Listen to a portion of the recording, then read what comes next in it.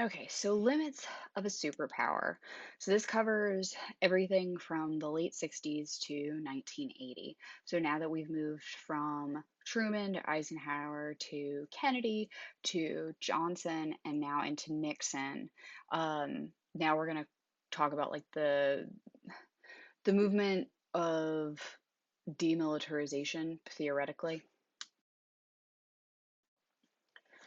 So Nixon's foreign policy in Vietnam is known as Vietnamization, which included a gradual withdrawal of US troops from Vietnam and then basically give money and weapons to the South Vietnamese.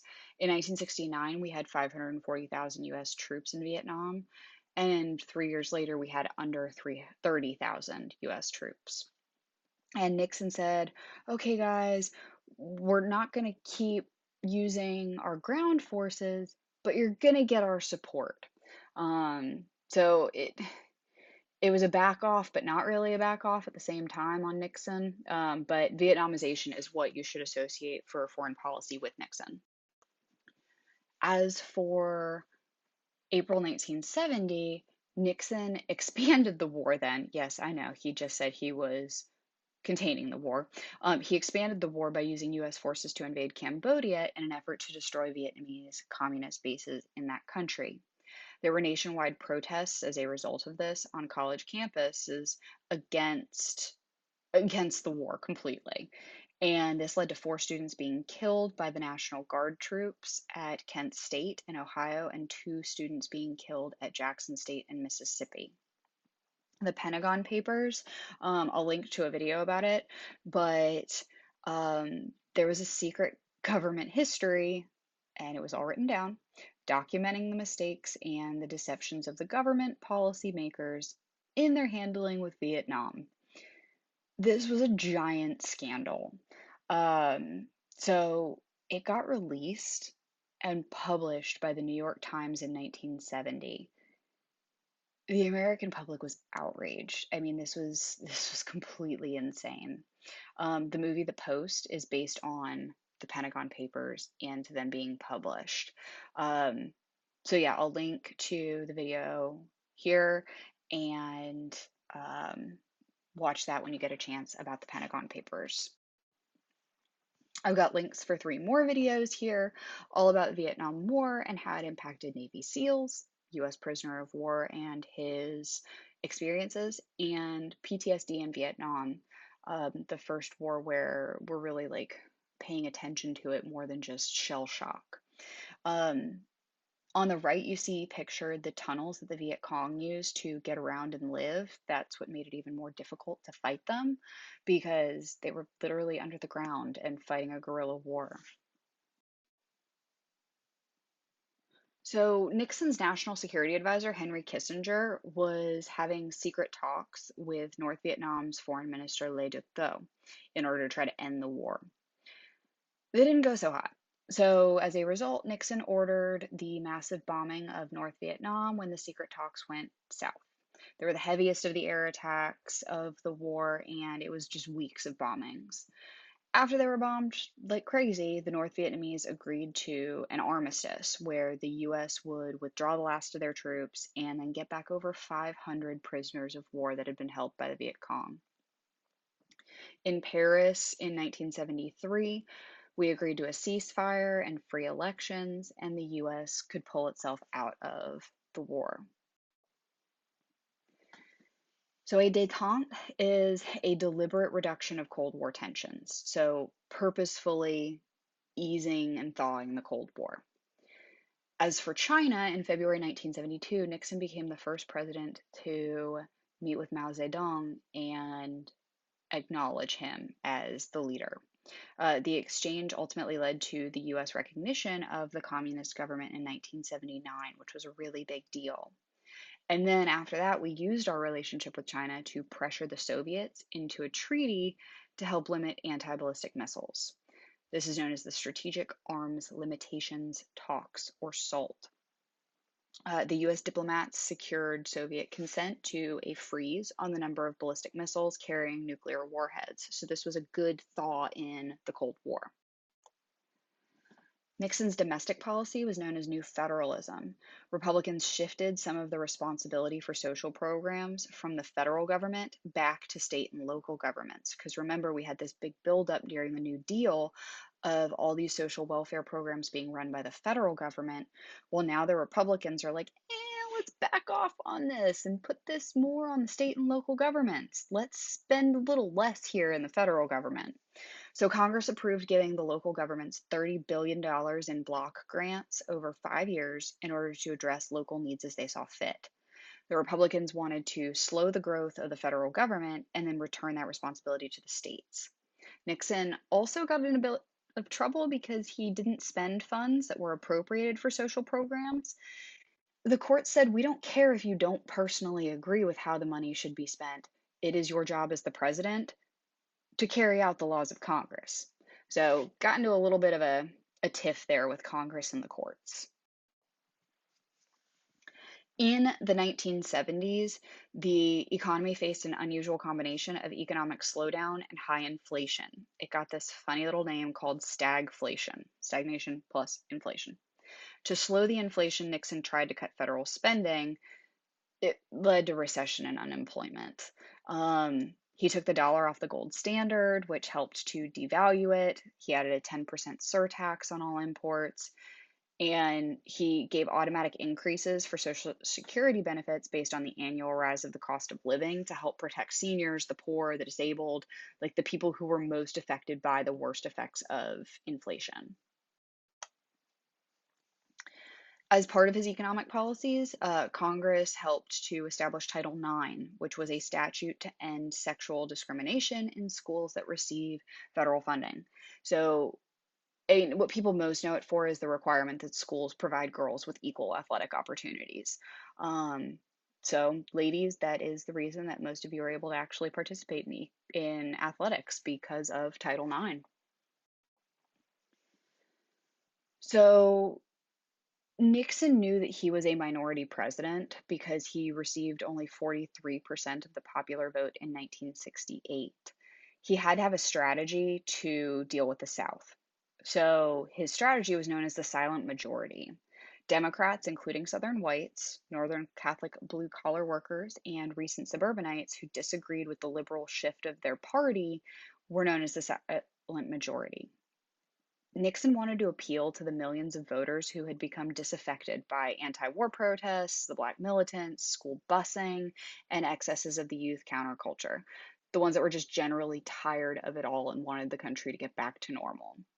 Nixon asked the federal courts in the South to delay integration plans and busing orders. The courts blatantly refused because they were like, no, that goes against Brown versus Board, which was decided in 54. Nixon nominated two Southern conservatives to the Supreme Court. Neither of them were confirmed by the Senate, but the strategy played well with Southern voters. Southern voters saw him as an ally. The Vice President, Spiro Agnew, was authorized by Nixon to make verbal assaults on war protesters and to attack the press as liberal. So he definitely made allies in the South by going for the silent majority. So we talked last time about the Warren Court. Now, the Burger Court replaced Earl Warren. So Chief Justice Warren Burger became the Chief Justice in 1969. In 71, the Supreme Court ordered busing to achieve the racial balance in schools. Again, like 17 years after Brown versus Board. 1972, there were strict guidelines that made carrying out the death penalty more difficult, so moving away from the death penalty. 1973, Roe versus Wade struck down many state laws that made it illegal to have an abortion. They said it was a violation of a woman's right to privacy, that a woman should be able to have an abortion up through the first trimester of pregnancy. And then in 1974, the court denied Nixon's claims to executive privilege and ordered him to turn over the Watergate tapes, which we'll talk about a little bit more in a minute. In 1972, the Republican ticket won majorities in every southern state because of that silent majority plan. Re-election was practically assured by Nixon's foreign policy successes in China and the Soviet Union, the removal of George Wallace from the race by an assassin's bullet that paralyzed him, And then the nomination of, or by Democrats, of a very liberal anti war, anti establishment candidate, Senator George McGovern of South Dakota. The Democrats managed to keep control of both houses in Congress, but Nixon won the presidential election in a landslide, as you can see on that map there. Almost 97% of the electoral vote. Now, Watergate, the juicy stuff. In June 1972, a group of men was hired by Nixon's reelection committee. They were caught breaking into the offices of the Democratic National Headquarters in the Watergate complex in Washington, D.C., pictured below. The break-in and attempted bugging of the office were only part of a series of illegal activities and dirty tricks that had been conducted by the Nixon administration, and it's a great acronym for it, the Committee to Re-elect the President, also known as CREEP. They did some real sketch things to try to get Nixon reelected. They got him reelected, but things were a bit sketchy. So previously, Nixon had been known to order wiretaps of government employees and reporters in order to stop news leaks. The president's aides created a group called the Plumbers to stop leaks, creative, right? As well as discredit his opponents. The Plumbers then burglarized the office of the psychiatrist of Daniel Ellsberg, who's the person who leaked the Pentagon Papers, in order to obtain information to discredit him, to make it seem like the Pentagon Papers were crazy. Like, these people were insane. The White House had an enemies list of prominent Americans who opposed Nixon. This Watergate break in reflected the attitude in the Nixon administration that any means necessary could be used to promote the national security, which was an objective that was often confused with protecting the Nixon administration from its critics. G. Gordon Liddy, James McCord, and Howard Hunt were part of this group of plumbers to stop the leaks and take care of business. Kind of sounds like a mafia. So the investigation into Watergate, it showed that Nixon tried to cover up the activities of his allies. So a Senate investigating committee was created, and they had televised hearings, and the White House lawyer was linked the president to the cover up. His top aides resigned to protect him and then were later indicted for obstruction of justice. A taping system was discovered in the White House in the Oval Office, and Nixon said, executive privilege, I don't have to tell you anything. But investigators wanted those tapes in order to prove a cover up, because they were like, well, if he talked about it in the Oval Office, and it's on those tapes. So Vice President Spiro Agnew had to resign in fall 1973 for taking bribes when he was the governor of Maryland. It doesn't seem like anybody associated with this administration was sketch. No, not at all. Uh, so Nixon needed a new VP. So Michigan Representative Gerald Ford replaced him because he was a pretty good conservative. There was stuff happening in the world outside of Watergate in 1973. May not seem like it, but there was. Nixon authorized 3,500 secret bombing raids in Cambodia, a neutral country. Congress enacted the War Powers Act over Nixon's veto, which required Nixon and future presidents to report to Congress within 48 hours of taking any military action. And then Congress would have to approve any military action that lasted for more than 60 days. The Yom Kippur War was occurring in October of 73, where the Syrians and Egyptians were fighting Israel in an attempt to recover lands that had been lost in 67 in the Six-Day War. Nixon ordered U.S. nuclear forces on alert, and we airlifted almost $2 billion in weapons to Israel to help stem their retreat. Basically, the war was pretty much soon over as the tide shifted in favor of the Israelis.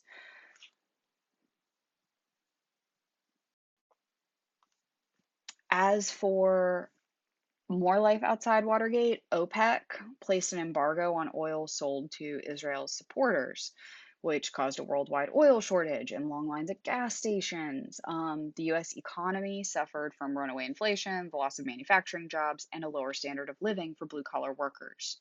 Consumers switched from the big American made cars to smaller, more efficient Japanese cars, which cost the US automobile workers over 225,000 jobs. Congress responded by enacting a 55-mile-per-hour speed limit to try to save gas and approving construction of a controversial oil pipeline to tap American oil reserves in Alaska. But no government programs seemed to bolster the sluggish economy or to stem high inflation rates, which continued through the end of the decade. Back to Watergate now. In October, Nixon fired Archibald Cox, the special prosecutor assigned to the Watergate investigation.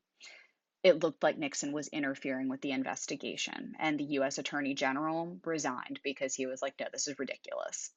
In April 74, the House of Representatives began impeachment hearings, which caused Nixon to have to reveal the transcripts of some of the Watergate tapes. In July, the Supreme Court finally forced Nixon to turn the tapes over to Congress and the courts. One tape that was made days after the Watergate burglary had an 18-and-a-half-minute gap that had been erased, which just seems like a smoking gun. The House Judiciary Committee voted for 3 articles of impeachment: obstruction of justice, abuse of power, and contempt of Congress. The tapes clearly implicated Nixon in this cover-up, and on August 9th, 1974, Nixon resigned after facing certain impeachment in the House and trial in the Senate. He didn't want to become the first president removed from office. So Gerald Ford then became the first unelected president in US history because remember, he had been appointed as vice president and now he takes over as president. It proved that the constitutional system of checks and balances worked. A lot of people saw it as a dangerous shift of power to the presidency that began with FDR and continued to expand during the Cold War. And a lot of people lost their faith in the federal government. And I think that has kind of stayed through today. This is Nixon as he has just resigned and getting ready to take off from the White House for the last time. He infamously said, "I am not a crook." So Gerald Ford served in Congress as a representative from Michigan. He was the Republican minority leader of the House, which is exactly why Nixon liked him. In his first month in office, he granted Nixon a full and unconditional pardon for any crime that he might have committed. And this was extended before any formal charges or indictment had been made by a court of law. So Ford was accused of making a corrupt bargain with Nixon, but Ford just maintained that he just wanted to end the drama and focus on rebuilding the nation. As for his presidency, the Democratic Congress continued to search for abuses of the executive branch, and the CIA was accused of engineering the assassination of foreign leaders, like the Marxist president of Chile, Salvador Allende. So Ford appointed former Texas Congressman George Herbert Walker Bush to reform the CIA. In Vietnam, basically, it was a failure. Saigon fell in April of 75, and Vietnam became one country under communist rule in Hanoi. In Cambodia, you have Khmer Rouge, which were radical communists led by Pol Pot, killing over 1 million Cambodians in a brutal relocation program in order to get rid of Western influence in the country. You should have learned about this in World II or AP World last year. Because of this, in Vietnam and Cambodia, there were 10 million refugees, many of whom fled to the United States. And Singapore, Thailand, Malaysia, they all emerged as little tigers of the Pacific Rim economy, which allowed for Southeast Asia to develop and to better resist communism. Ford's domestic policy and his economic policy, his chief concern was bringing the inflation under control. But unfortunately, the economy sank deeper into recession. The unemployment rate reached more than 9%. The Democratic package to stimulate the economy didn't really help all that much. But positive for the country was the bicentennial celebration, 200 years of the United States in 1976. In the election of 76, Republicans nominated it was basically torn between Ford and Reagan. Reagan was a former actor and ex-governor of California who had the support of more conservative Republicans. Democrats nominated Jimmy Carter, the former governor of Georgia, who had success as a Washington outsider after Watergate. He carried most of the South and got 97% of the African American vote. Democrats won strong majorities in both the houses of Congress after the Watergate scandal. Basically, people were fed up with Washington at this point. Jimmy Carter was very informal, which endeared him to the public. He was a farmer, and veterans of Congress saw him as an outsider, so Congress didn't trust him, but the public adored him to begin with. As for his foreign policy, he focused on human rights. Andrew Young was appointed the U.S. ambassador to the United Nations, pictured on the left. He championed human rights around the world, especially by opposing the oppression of the Black majority in South Africa and Rhodesia by all white governments. The human rights violations in Latin America by military governments also caused Carter to cut U.S. aid to those nations. As for the Panama Canal, he negotiated a new treaty in 78, which gradually transferred the operation and control of the Panama Canal to Panama to be completed in 2000. I actually remember when that happened. Opponents remembered Carter's giveaway of the canal in the 1980 election. They were not a huge fan of it, but Carter saw it as important for public and foreign policy. So, with Egypt and Israel, Carter invited people to Camp David in order to try to serve as an intermediary between Egypt and Israel. And he wanted to provide a framework for a peace settlement between the two countries. Ultimately, in 1979, because of this, Egypt became the first Arab nation to recognize the nation of Israel. Israel withdrew its troops from the Sinai Territory that was taken from Egypt in the Six-Day War of 1967. The treaty was opposed by the Palestine Liberation Organization and most of the Arab world, but it was the first step towards negotiating a peace in the Middle East, and Carter is really known for those Camp David Accords. Now, for some drama in Carter's presidency, we have the Iran hostage crisis. In 79, Islamic fundamentalists in Iran, led by the Ayatollah Khomeini, overthrew the Shah. So, Iranian oil production froze, causing the second worldwide oil shortage in a decade. In November of 79, Iranian militants seized the U.S. Embassy in Tehran and held more than 50 members of the American staff as prisoners and hostages. It essentially was a massive hostage crisis that dragged out through the remainder of Carter's presidency. In April 1980, Carter approved a rescue mission, but the breakdown of the helicopters over the Iranian desert forced the U.S. to abort that mission. For many Americans, Carter's unsuccessful attempts to free the hostages became a symbol of a failed presidency. The Cold War continued with the détente with China and the Soviet Union, but in December of 79, the Soviet troops invaded Afghanistan. The U.S. was afraid that this invasion might lead to a Soviet move to control the oil-rich Persian Gulf. Shocker, the Gulf War's all about oil. So Carter placed an embargo on grain exports and the sale of high technology to the Soviet Union, and ultimately boycotted the 1980 Olympics in Moscow. As for his domestic policy, inflation rate reached 13%, slowed economic growth, interest rates grew to 20%. It hurt the automobile and building industries, pushed the middle class taxpayers into higher tax brackets, and government social programs were indexed to the inflation rates in order to help push the federal deficit to nearly $60 billion. As for society during this period, for the first time, half of all Americans lived in the fastest growing sections of the country, the South and the West. The fastest growing age group consisted of senior citizens over 65, and by 1990, minority groups made up 25% of the population. Cultural pluralism was replacing the melting pot, so a diverse ethnic and cultural group strove to end the discrimination and improve their lives while celebrating unique traditions to their cultures. Immigration grew during this time period along with refugees. Remember, the Immigration Act of 1965 ended those ethnic quota acts favoring the Europeans. We also see a rise of undocumented immigrants during this time period. The Immigration Reform and Control Act of 1986 penalized workers for hiring immigrants who entered the country illegally or who had overstayed their visas, but it granted amnesty to undocumented immigrants who arrived before 1982. Hispanic Americans were largely exploited. So Cesar Chavez and the United Farm Workers Organization gained a collective bargaining rights for farm workers in 75.